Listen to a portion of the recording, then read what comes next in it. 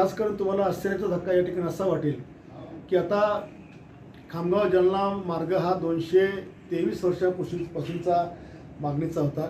त्याला तत्वता शासनाने मांडण्यात आली। 50% वटा राज्य सरकारला आता उचलायचा आहे। त्या संदर्भात देखील आम्ही सगळे आमदार आणि प्रतापराव आम्ही मुख्यमंत्र्यांना भेटलो।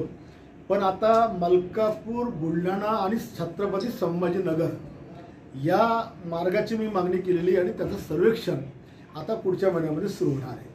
आणि हा पहिला खामगाव जालना मार्गामध्ये आपल्याला काय एवढा फायदा नव्हता, पण हा बुलढाणा मलकापूर संभाजीनगर मार्ग हा निश्चितप्रमाणे बुलढाणेकरांचा हा सोयीचा त्या ठिकाणी असणार आहे। आणि म्हणून पुढच्या महिन्यापासून त्याच्या सर्वेक्षणाचं काम सुरू होणार आहे आणि तो देखील भविष्यामध्ये आपल्याला मंजूर करून घेता येणार आहे। आता मलकापूर बुलढाणा इथनं मला वाटतं 145 एकर म्हणजे 45 किलोमीटर हा आहे, तो येईल तिकडनं याच्यातनं आणि 160 किलोमीटर संभाजीनगर, पण तो शॉर्ट होईल ना, तो या डांबर येणे होणार नाही, तो शॉर्ट होईल। ऍक्च्युली माझ्या कार्यक्षेत्राच्या बाहेरचं आहे, पण आपल्याला ते करायचं आहे। कोणत्या मार्ग चिखली जोडील का तो? हा आपला डायरेक्ट बुलढाणा मलकापूर बुलढाणा चिखली जालना नाही जाणार, आपण डायरेक्ट संभाजीनगर।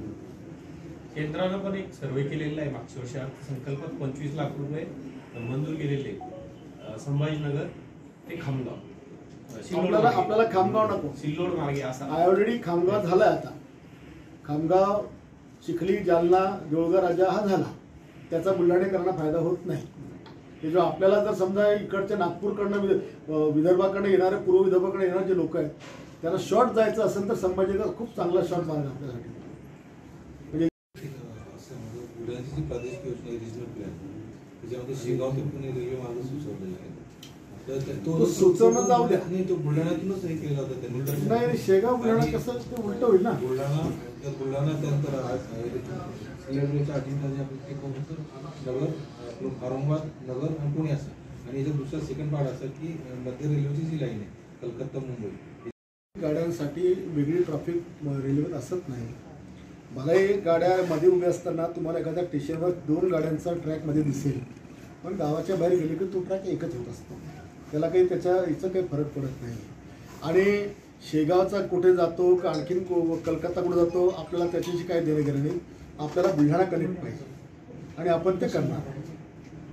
घाटातून कसं करणार?